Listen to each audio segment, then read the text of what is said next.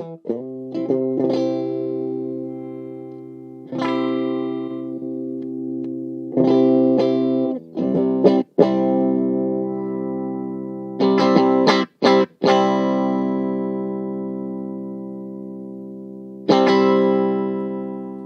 everyone, this is Tom from Dirk Witte Music Store in Utrecht, the Netherlands. And today we are taking a look at a very interesting Fender guitar from the 1980s. This is the Fender Elite Stratocaster from 1983 in a three-tone sunburst finish. Very little wear to go over, so that is very impressive to see for its age. 41 years old already. Quite crazy if you think about it.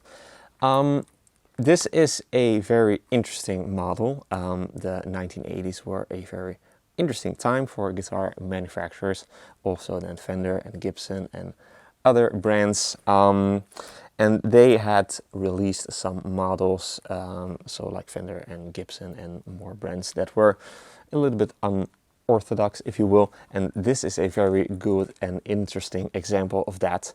The Elite Stratocaster with some very unique type of specs and features. From a distance it may look like just your typical Fender Stratocaster, but if you look closer you can see all of these interesting little details that are unique to this model. So there's a lot to cover because some things are not as they seem, as we will get into the specs. So we've got an all the body underneath this three-tone sunburst finish, so that is very much traditional. This particular guitar features three pieces. We can see two seam lines over here and over here. Just really your typical body, so also your neck heels pretty normal.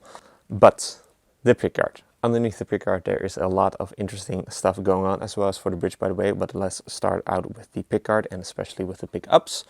These are three Paul Gauguin designed active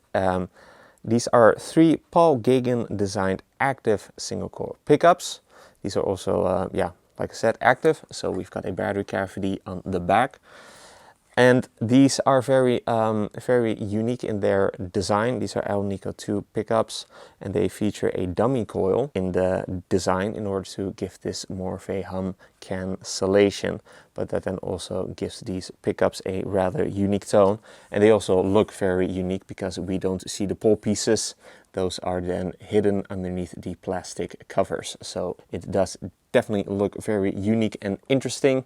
And they also then sound pretty interesting. The bridge is also a very unique type of bridge because this is the free flight floating tremolo. We've got no back cavity going on, so that is quite interesting. This has a whole unique design in and of itself. I am not all too sure about all of the nitty-gritty details, what makes this bridge unique and such, but it definitely looks unique, as in that it has a unique design with some unique style of saddles that you can then adjust with a screwdriver. It also comes with its original trem arm, which is kind of a big deal because those are quite hard to find, because those also then need to fit onto this trem system. Normal trem arms would not fit on here, so that is really cool to see, but it is included in the case. But there is like a whole unique design going on inside of this trem cavity, which is very much a unique design of its own. The controls, also interesting. Master volume, not very interesting, pretty basic. A BTX control. This is the BTX knob, and then this is the MTX knob. Not entirely sure what it stands for, but the BTX knob then gives you, it is not a normal tone control, but because this is active, you then can increase the bass or the treble. So if you turn this knob, you also feel a little notch in the middle. And if you then turn it clockwise, I believe that you then increase the bass. If you turn it counterclockwise, you increase the treble. Quite unique. I've never seen that on a Fender guitar before, so very unique to see, very unique to this model. And this is the MTX control, and then this only focuses on the mid-range type of frequencies. So you don't have a notch in the middle, so you just have basically off and on, or like 0 to 10. So this then increases the mid-range to give you more of a humbucker-esque type of sound. Doesn't really sound as much as a humbucker, like as that it is a complete match, but it does kind of flirt with a humbucker type of tone, because these types of pickups are normally quite bright sounding and kind of mid-scooped. But if you would like to get more of a humbucker tone, then this control then can give you some of those humbucker-esque type of tones. Then we have got these three little knobs right here. Not really all too complex, because these are just on-off buttons for each of your pickups. So that does give you quite a lot of tones, as in that normally you'd have 5 tones or 5 pickup combinations, whereas now you can get 7, because you can then have them all on, or just your neck and your bridge pickup on, which you normally do not have. So that is quite unique on this model. Underneath the pickguard there is a whole lot going on. I've seen some photos online and it is quite crowded and quite complex. So yeah, and a lot of people worked really hard on making this a very unique type of model with these unique type of specs. So definitely very much unorthodox, if you will. The neck is also quite unique for this time in history for Fender, because although it does look quite normal, it is just basically just a maple neck with a rosewood fingerboard, but we've got a 12-inch radius on the rosewood fingerboard. And as for the profile, yeah, also not too exciting, as in that it is not super unique. It is on the slim side. But not like really thin, as in that is like medium to thin and just a C shape.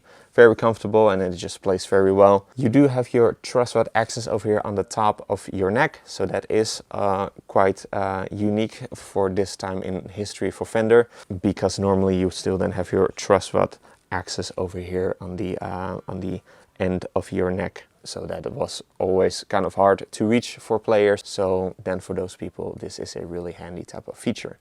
Got 2 string trees, also kind of like the more modern style, and then also some unique type of tuners that you would normally not find on models made by Fender, because these are actually made by Shure, but they do say Fender on it, so Fender logo has been embossed on that.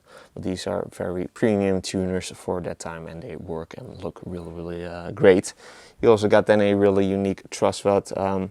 You've then also got a fairly unique backplate that reads Fender Elite, and also a little hole over there, so I'm guessing that you can then also adjust your truss rod over there.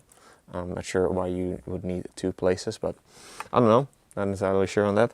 And also then last thing to mention that I forgot is that you've got your input jack over here on the side, as opposed to obviously on the front.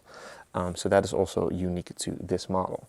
So a fairly unique Fender model for the time, for the 1980s.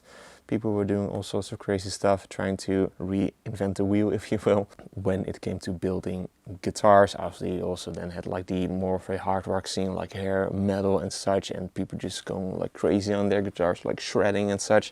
And so yeah, then Fender also attempted to break into that market, if you will, because they had also made some more very interesting model at that time in the 1980s. But yeah, as we could tell, this is in a really beautiful shape. Very little, if any, play were to go over. The frets are looking just really fantastic. Very little wear again, as well as just on the body overall. And the neck, you also got some nice flaming on the neck, by the way. Hopefully you can see that in the light. And it also comes with its original hard shell case, so you really got the full package. And then again, also with your trem arm.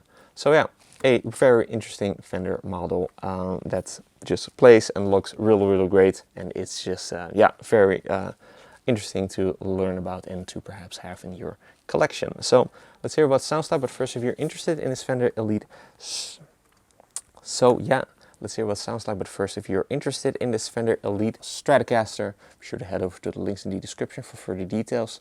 If you enjoyed this demo, be sure to like it and to subscribe to the channel for more cool weekly demos of cool electric guitars like these, or cool acoustic guitars or bass guitars. Also be sure to like us and follow us on our socials, Instagram and Facebook. Links are also in the description. With all that being said, let's hear what this Fender Elite Stratocaster sounds like. I'm going to be playing it through the 1966 Marshall JTM 45 Bluesbreaker amplifier. The Super Reverb sold a week prior to filming, but we've got this really cool replacement amp that is probably just as cool, if not cooler. So let's get to that part and take this very interesting Fender 80s guitar for a spin.